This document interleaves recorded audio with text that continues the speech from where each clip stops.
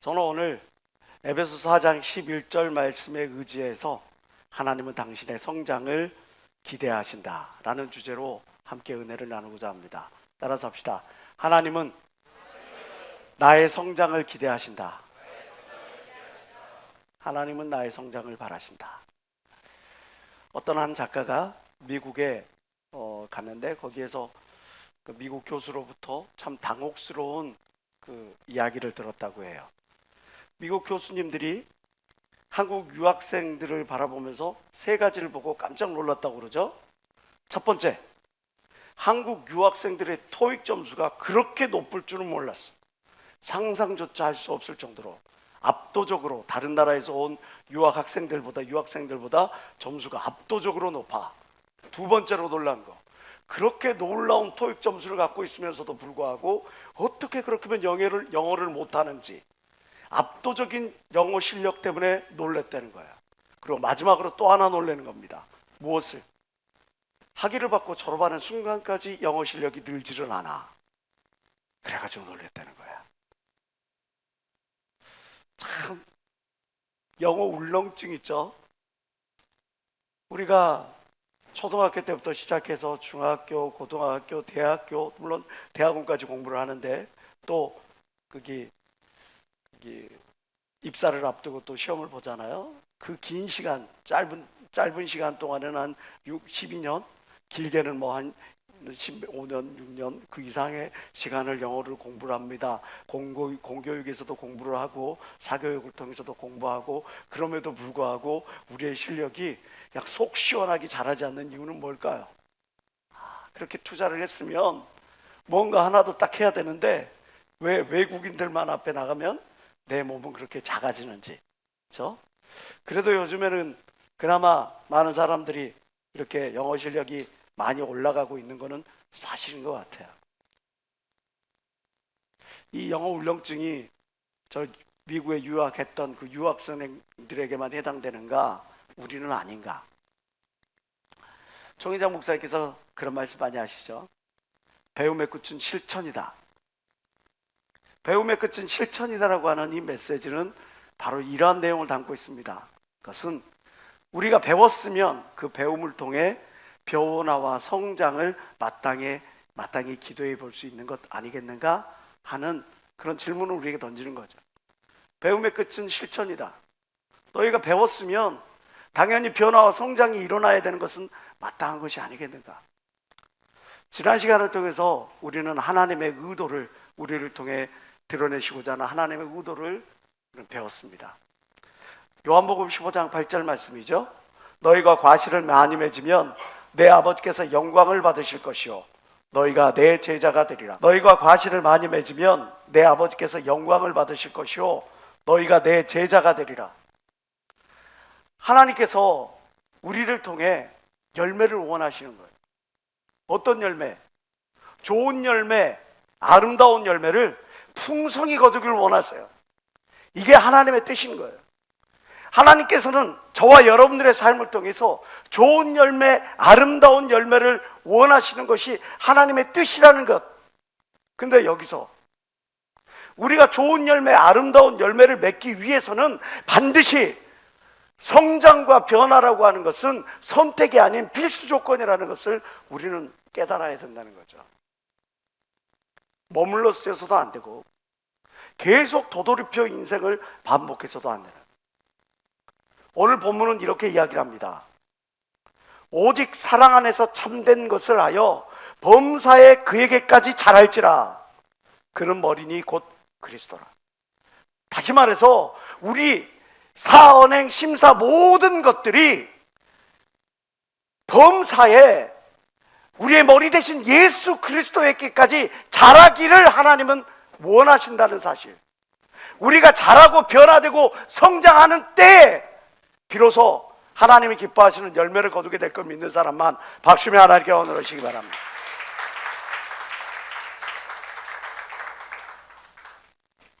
히브리서 6장 1절에는 이런 말씀이 있어요. 그러므로 우리가 그리스도 도의 초벌을 벗어버리고 완전한 데까지 나갈지라. 너는 어린아이 신앙을 벗어버리고 초보적인 신앙을 벗어버리고 그리스도께서 완전하신 같이 너희도 완전함을 지향하라는 거예요. 오늘 본문의 13절에도 이렇게 이야기를 합니다. 우리가 다 하나님의 이름을 아들을 아는 것과 믿는 것과 아는 일에 하나가 되어 완전한 사람을 이루라고 합니다.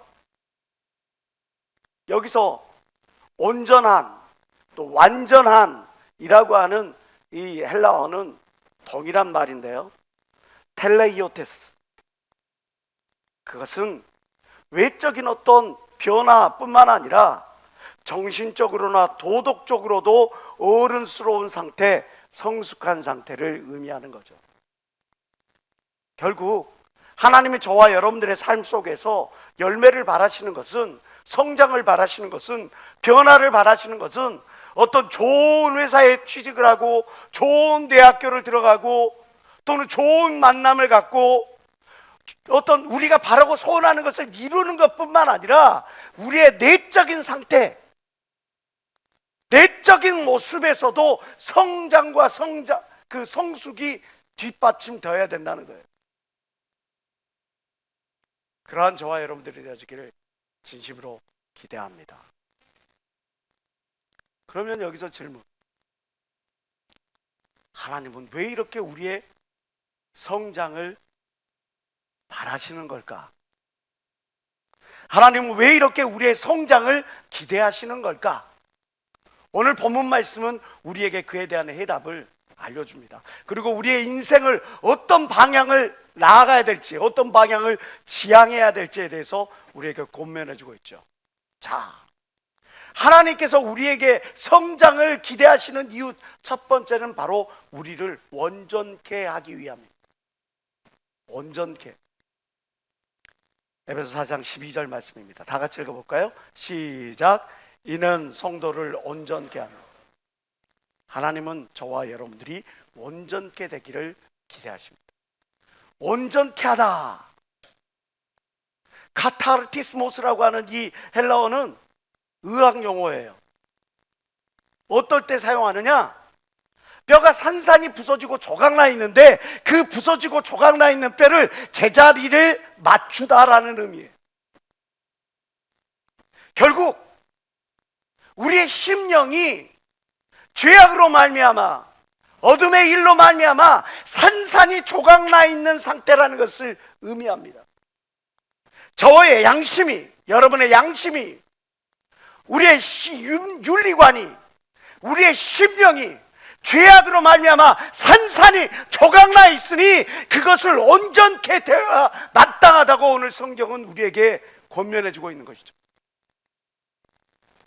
오늘 여기 도미노 실험을 보여드릴 텐데요, 불과 5mm짜리 이 도미노 조각 하나가 얼마만큼 큰 역사를 일으키는지를 한번 살펴보시기 바랍니다.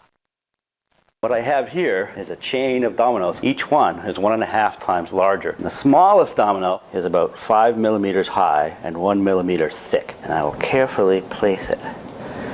And there are 13 dominoes. And the largest domino weighs about 100 pounds and is more than a meter tall. Ready?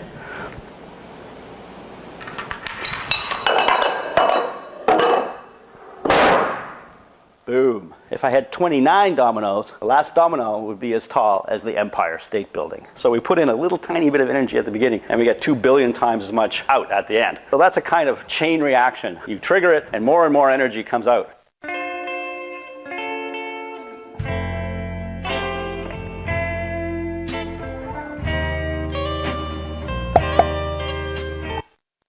체인 리액션.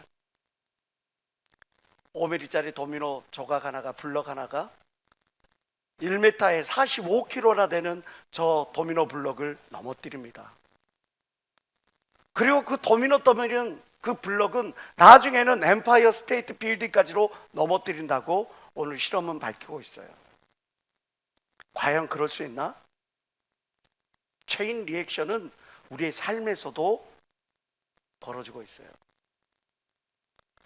내가 무시해버리고 내가 방관하고 내가 아무것도 아닌 거라고 생각하고 그냥 방치해버린 그 자그마한 여러분들의 습관이, 그것이 여러분들의 영혼을 병들게 만들고 여러분들의 미래를 암울하게 만들고 여러분들을 점점 하나님으로부터 멀어지게 만들어 죄 가운데 타락 가운데 심판의 길로 여러분들을 이끌어가는 거예요.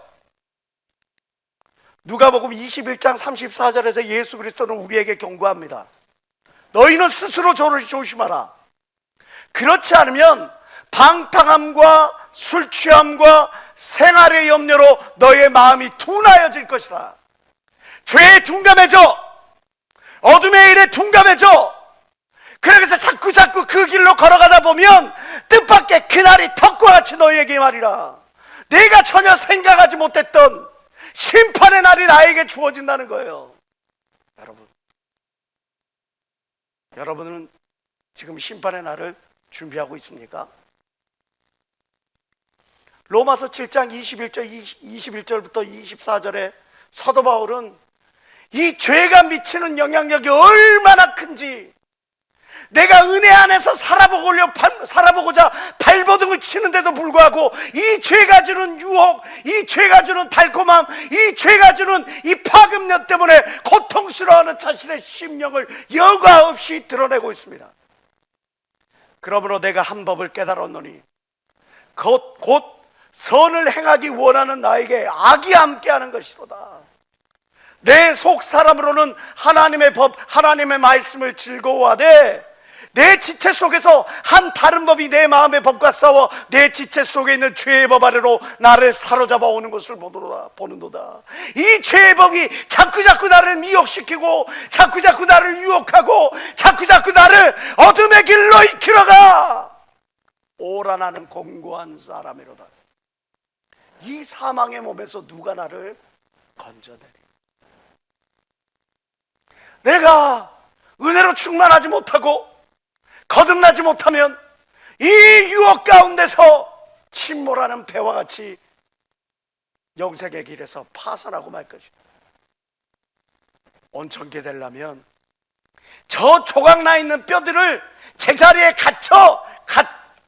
제자리를 찾게 하여 거기에 금속 피를 받아서 고정시켜야 합니다. 그것이 우리에게 고통을 주고 생사를 해짓고 조각난 뼈를 그냥 고정시키니까 얼마나 고통이 극심하겠어요. 그럼에도 불구하고 온전히 내가 걸으려면 조각난 뼈를 제자리에 맞춰서 핀으로 고정시켜야 합니다. 온전히 내가 이 팔을 사용하려면 조각난 뼈를 제자리에 갖춰서 거기에 핀을 고정시켜야 합니다. 내가 온전한 하나님의 백성이 되려면 조각나 있는 심령, 조각나 있는 나의 모든 양심을 하나님의 말씀의 고정의 핀으로 든든히 고정시켜서 제자리를 갖춰야 하게 될 걸 믿는 사람만 박심의 하나님께 원노리시기 바랍니다.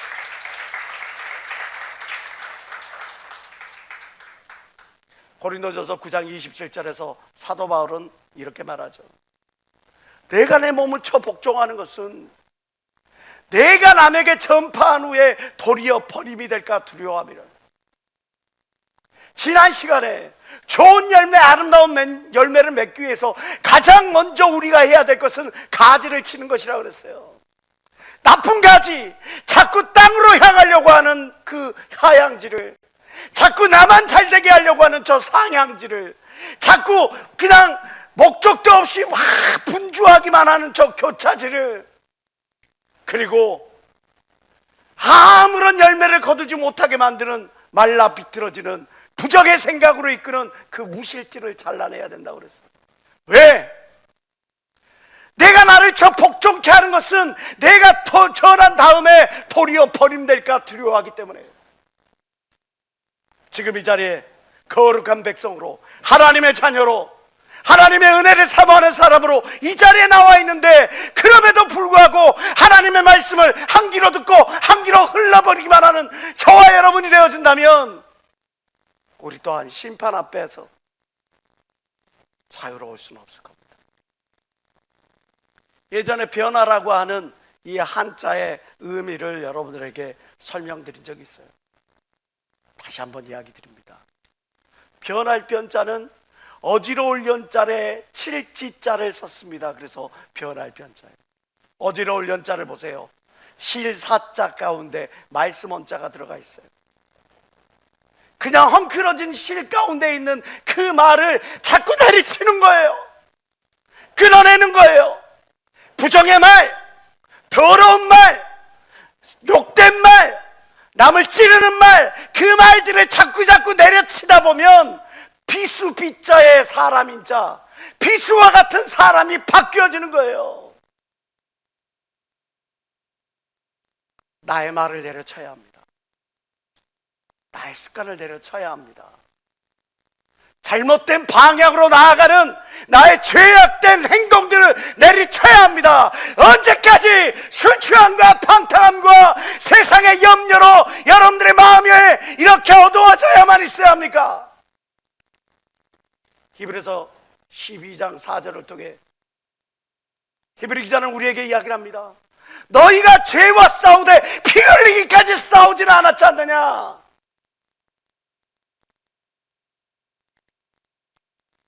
또 아들들에게 구원한 것 같이 너희에게 권면하신 말씀을 잊었도다.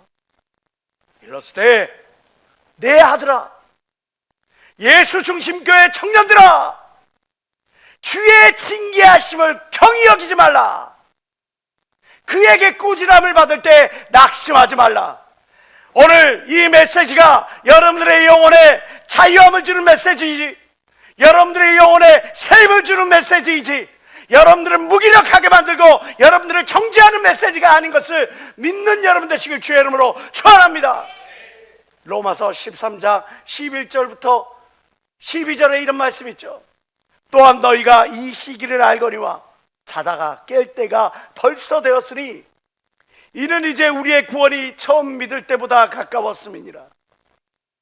밤이 깊고 낮이 가까웠으니 주의 심판이 가까웠으니 그러므로 우리가 어둠의 일을 벗고 빛의 갑옷을 입자. 13절과 14절은 다 같이 읽어봅니다. 시작. 낮에와 같이 단정히 행하고 방탕과 술 취하지 말며 음란과 호색하지 말며 쟁투와 시기하지 말고 오직 주 예수 그리스도로 옷 입고 저격을 위하여 육신의 일을 도모하지 말고. 지금 만약 내가 하나님 앞에서 꺼리낄 게 있다면 끊어버리세요.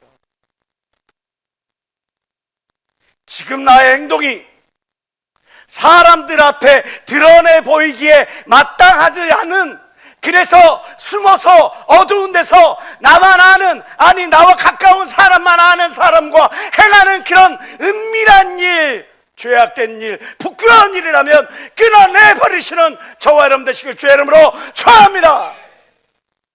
그러므로 우리가 그리스도의 초벌을 벗어버리고 행실을 회개함과 하나님께 대한 신앙과 세례들과 안수와 죽은 자의 부활과 영원한 심판에 관한 교훈의 털을 다시 닦지 말고 무엇한 데 나아가라? 완전한 데 나아가라. 그리스도의 초벌을 벗어버리고 어린아이 신앙을 벗어버리고 완전한 데 치향하는 저와 여러분 되시길 주의 이름으로 축원합니다. 그리스도의 도를 초벌을 벗어버리고 이제 온전케 되기를 힘쓰는, 하나님이 왜 우리를 성장하길 바라시는가? 왜 우리가 영적으로 더 성숙되길 바라시는가? 그리스도의 도를, 그 도의 초벌을 벗어버리기 위함. 또 하나, 하나님께서 우리를 성장하기를 원하시는 이유가 무엇인가? 그것은 봉사의 일을 하게 하기 위함입니다. 오늘 에베소 4장 12절은 이야기합니다. 이는 성도를 온전케 하며 봉사의 일을 하게 합니다. 하나님은 우리가 성장하길 원하시는 이유는 봉사의 일을 하게 하기 위함입니다. 여기에 이 사진에 등장하는 이의 얼굴을 보십시오. 2011년 방송에 나왔을 때 그 얼굴이 지금 그대로. 2011년에 한 방송 프로그램에서 10억 명 가운데 한 사람이 앓고 있는 희귀 질환에 대해서 방송을 한 일이 있어요. 너무나 희귀질환이라 어떻게 병명이 따로 주어진 게 아니야. 그냥 매스컴에서 하이랜더 증후군이라고 이렇게 이름을 붙였어요. 이 하이랜더 증후군이라는 것은 졸업증과 반대되는 거예요. 급격히 노화가 가지고 바짝 늙어버리는 졸업증과 반대로 나이가 지나도 노화가 생기질 않아. 와, 그럼 여러분들 행복하다 느껴지죠? 나이가 먹었는데도 동안이야. 나이가 먹었는데 너무 좋아. 근데 여기 화면에 등장하는 이분이 2011년 현재 나이가 32살. 그리고 10여 년 지난 지금 얼굴도 동일하게 이 초등학생의 얼굴. 여기에 이 잡지에 등장하고 있는 가운데 있는 소년을 보십시오. 소년입니까? 그의 나이는 올해 85세의 생일을 맞은 분의 얼굴이에요. 그리고 양 옆에 있는 이 할머니 할아버지가 그분의 동생들이에요. 평생 늙지 않고 평생 성장도 하지 않는다? 축복일까요? 이게 행복이라고 보이세요? 그런데요, 이 하이랜더 증후군 10억 명 가운데 한 명이 걸린다는 이 하이랜더 증후군, 실상에서는 너무너무 희귀한 질환인데 영적 세계에서는 너무너무 흔한 질환 같아. 왜? 우리가 국민의 4대 의무라고 하는 의무가 있죠. 교육, 국방, 납세, 근로의 의무가 4대 의무라고 이야기를 합니다. 국민이라면, 대한민국 국민이라면 마땅히 교육을 받아야 하고, 국방의 의무를 져야 하고, 납세의 의무, 그리고 근로 의무를 다 해야 돼. 그런데 이런 의무를 다 하려고는 하지 않고 누리기만 원하는 사람들이 있어요. 무임승차하려고 하는 사람들. 영적 세계에서도 마찬가지예요. 자기가 다 해야 될 책임은 다 하지 않고 누리려고만 해. 하나님이 주시는 축복만 받으려고 해. 남들이 수고하고 애써서 길 닦아놓고, 남들이 수고하고 애써서 예배 준비하고, 남들이 수고하고 애써서 무언가를 마치면 그 잔치 자리에 가서 그냥 먹고 듣고 맛보고 즐기는 그 일만 하려고 해.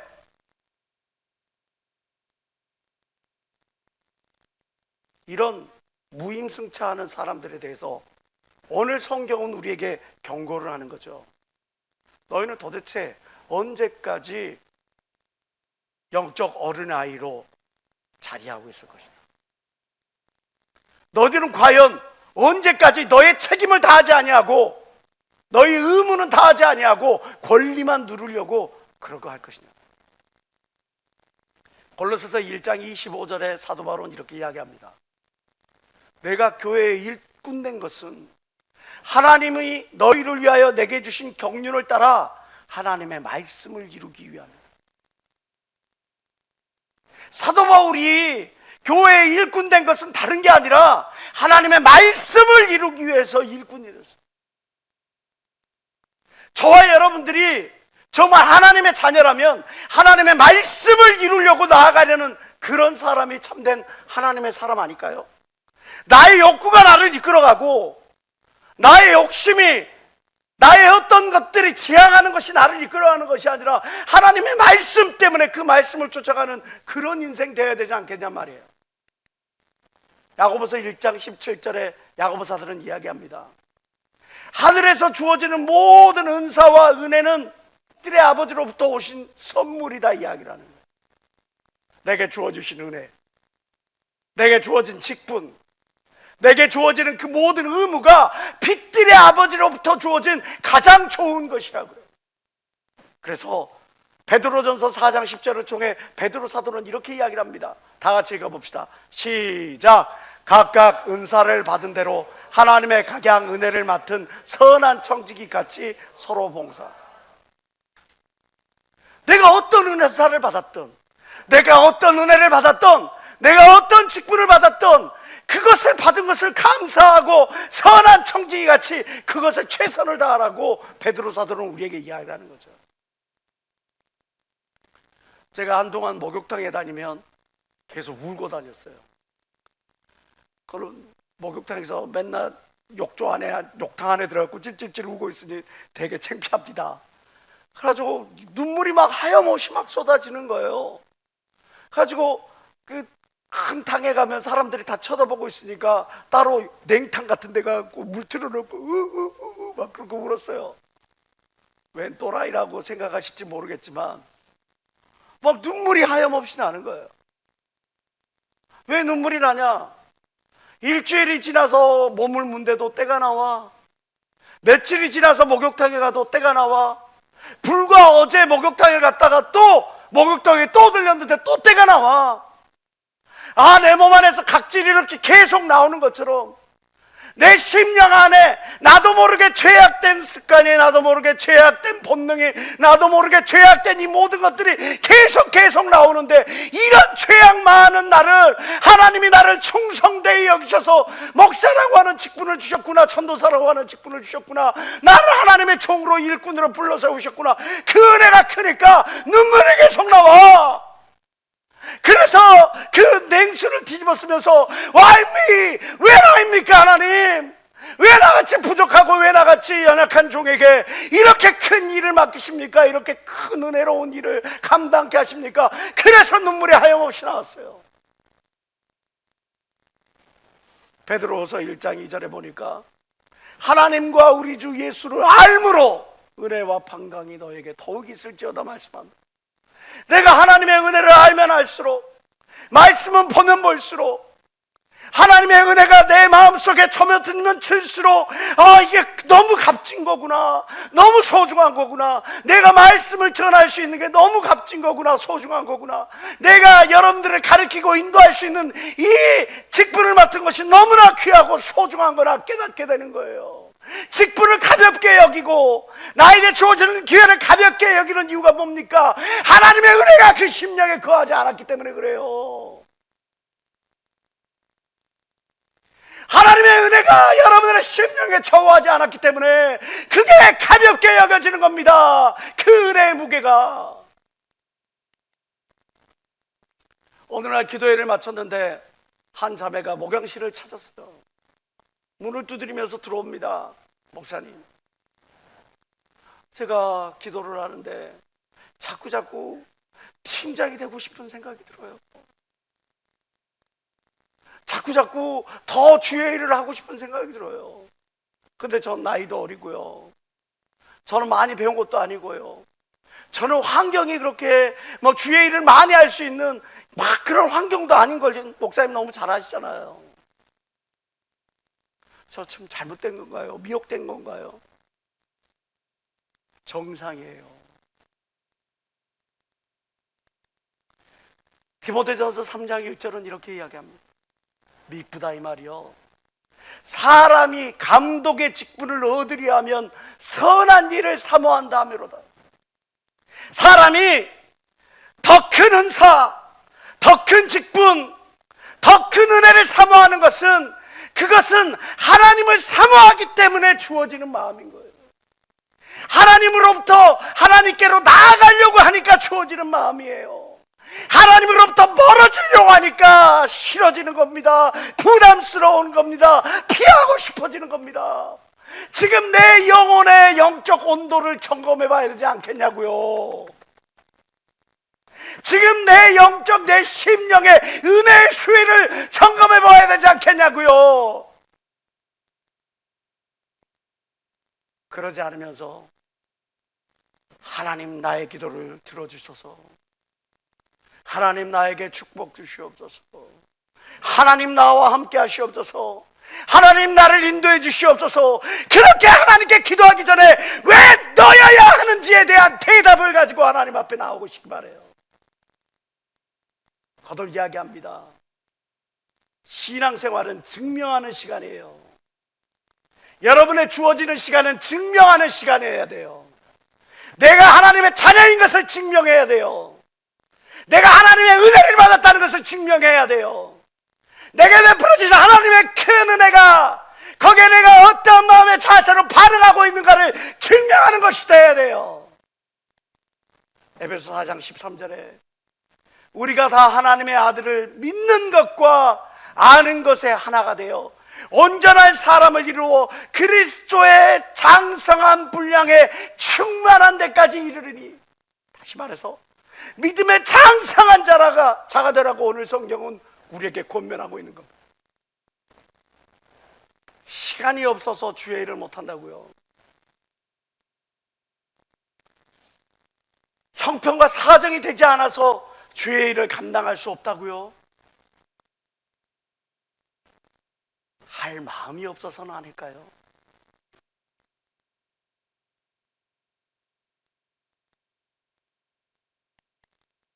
마태복음 16장 27절은 이렇게 이야기합니다.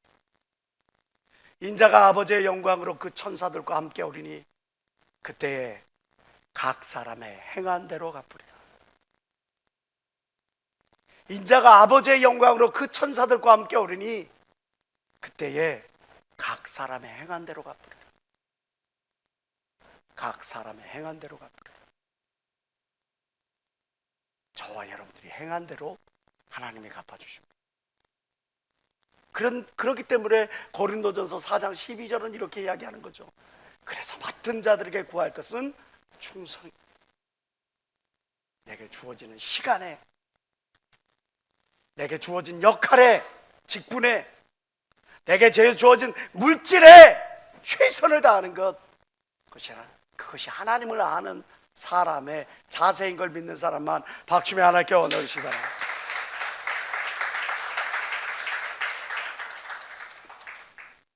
내게 맡겨주신 그 일에, 내게 맡겨주신 그 직분에 그것을 잘 감당하려고 노력하시는 저와 여러분 되시길 주의 이름으로 축원합니다.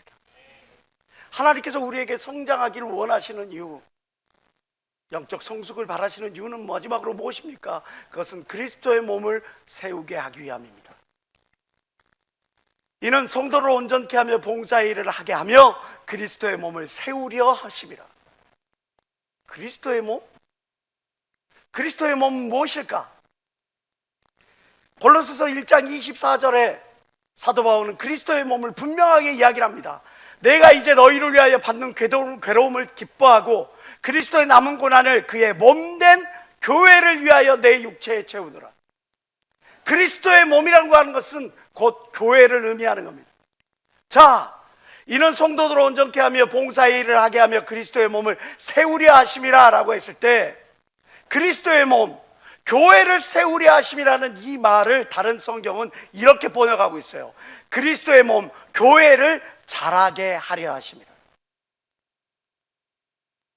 여러분, 하나님은 교회가 부흥해 나가는 것을 기대하실 뿐만 아니라 열망하신다는 사실을 기억하세요.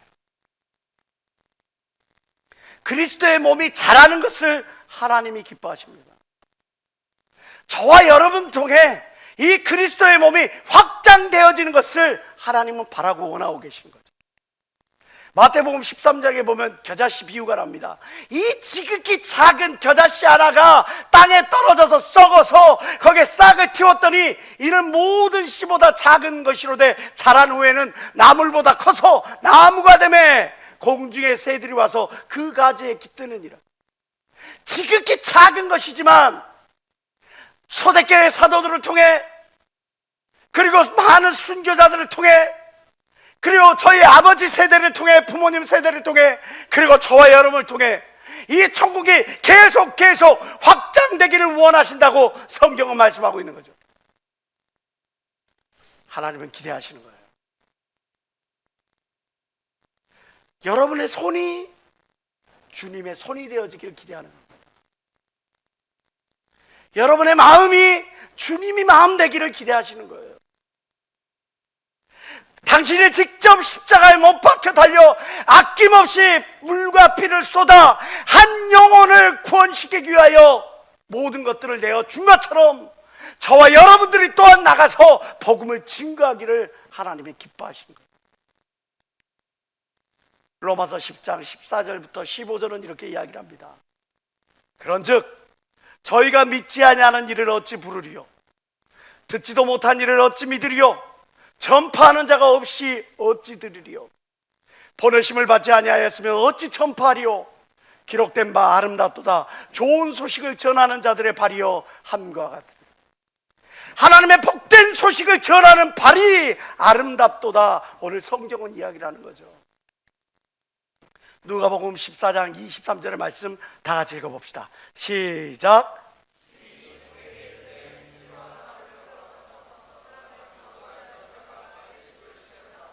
사람을 강권하여 데려다가 내 집을 채우라. 11월 11일 빼빼로데이라고 그래가지고 가까운 사람들에게, 연인들에게 빼빼로 나눠주는 그날이 아니라 우리는 그날 전단지를 나눠주는 날이 됩시다. 우리는 그날 사랑을, 그냥 세상적인 사랑이 아닌 그리스도의 사랑을 나누어서 이 자리에 강권하여 채워서 그 영혼이 변화받고 하나님의 자녀로 하나님 거듭나는 그런 놀라운 역사가 나타날 수 있도록 여러분들 최선을 다하시길 주의 이름으로 축원합니다. 이거는 권면이 아니에요. 전도는 권면이 아니에요. 명령이지.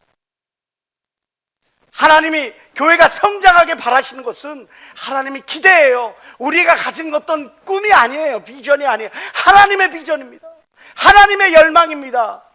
하나님의 기대입니다. 하나님의 기대에 부응해 나가시는 저와 여러분 되시길 주의 이름으로 축원합니다. 마태복음 16장 15절에 예수께서 이제 승천에 올라가시면서 제자들에게 마지막 유언으로 남긴 말씀이 이 말씀이에요. 가라사대 너희는 온 천하에 다니며 만민에게 복음을 전파하라. 전도부 박감사 부장이 때때로 그런 이야기를 합니다. 목사님, 전도부에 영혼들을 붙여주십시오. 여러분, 전도부에서 영혼들을 찾기에 앞서서 여러분들이 직접 나가는 것이 중요하지 않을까요? 이번에 축구 선교회를 만들었습니다. 축구 선교회를 만들어서 한 달에 한 번 이렇게 새 가족들이나 믿음이 약한 가족들이나 이런 영혼들이 믿음 안에서 교제도 나누고 또 그 안에서 어제 그 교회 나오는 문턱을 좀 낮춰보고자 그 축구 선교회를 만들었어요. 한 10명 모였는 줄 알았더니 지난주에 몇 명 모였다고요? 26명이 왔대. 26명. 와, 만들어진 지 얼마 됐죠? 2달도 안 됐어. 26명이 모였어. 박감사 부장님, 전도부 만들어진 지 몇 년 됐어? 에? 2년이 됐다고요? 내가 온 게 2년이 안 됐는데 2년이 됐다면 거시기죠? 어? 아, 2년이 돼간다고요? 네, 뻥튀기 같아요. 정확하게는 1년 2개월 됐어요. 몇 분이셔? 5분. 이야, 멋지신 분들이네. 볼 찾는 데는 2달 만에, 2달도 아니에요. 2번 모였으니까 26분. 전도하는 데는 1년 2개월이 지나는 동안 5분. 여러분, 내가 부서에 들어서 그 일을 계속 감당할 수는 없다 할지라도 한 팀별로 순차적으로 돌아가면서 그 전도의 일에 함께 동참할 수는 있잖아요. 그잖아요? 전도부는 전도의 일이니까, 전도부의 일이니까 그쪽만 전도하면 되고, 찬양은 찬양팀의 일이니까 그쪽만 찬양하면 되는 것이고, 나는 뭐 아무것도 아니네, 내 마음대로 하면 되는 거예요? 그럴 수는 없죠. 여러분, 우리가 하나님의 기대와 열망을 충족시켜 드릴 수가 있습니다. 무엇을 통해? 전도를 통해서 말이죠.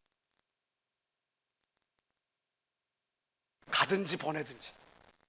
내가 직접 할 수는 없다면 물질이라도 심고 함께 할 수 있도록 기도라도 할 수 있는 게 우리 하나님 자의 복된 자의 자세인 걸 믿는 사람만 박수며 하나님께 원을 주십니다.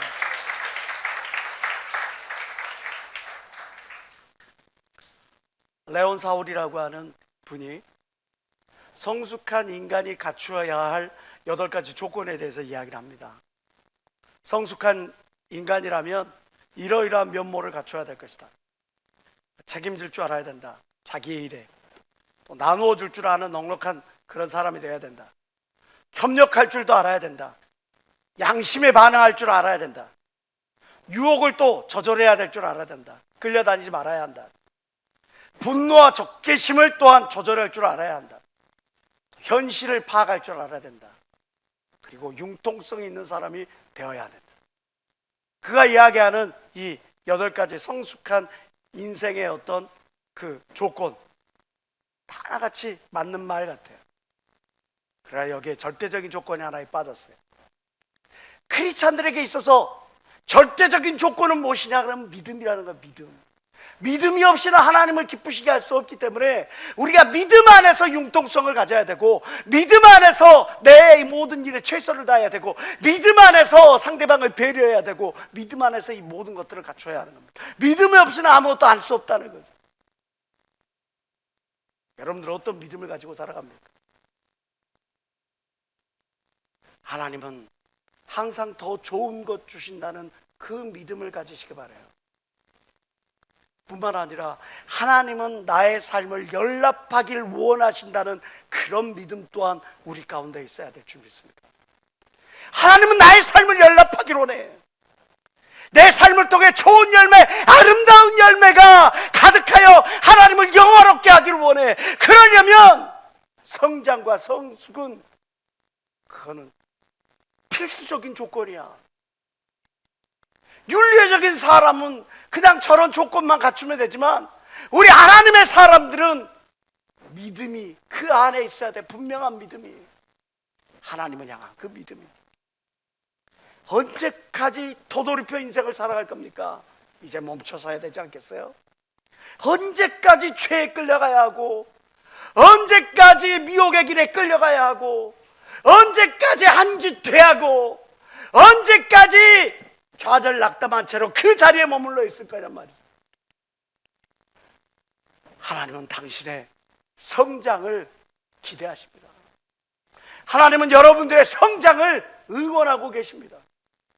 디모데전서 4장 15절은 이렇게 이야기를 합니다. 이 모든 일에 전심전력하여 너의 진보를 모든 사람들에게 나타내라. 은혜 안에서 온전케 되기를 힘쓰시길 주의 이름으로 축원합니다. 직분을 사모하고 말이죠, 이제 주의 일을 감당하려고 노력하는 저와 여러분 되시길 주의 이름으로 축원합니다. 주의 사랑을 알리는 전도자들이 되어주시기를 주의 이름으로 축원합니다. 오직 사랑 안에서 참된 것을 하여 범사에 그리스도에게까지 자랄지라. 하나님께까지 자라가시는 저와 여러분 되시길 주의 이름으로 축원합니다. 저 3차 통솔을 기도합니다. 주여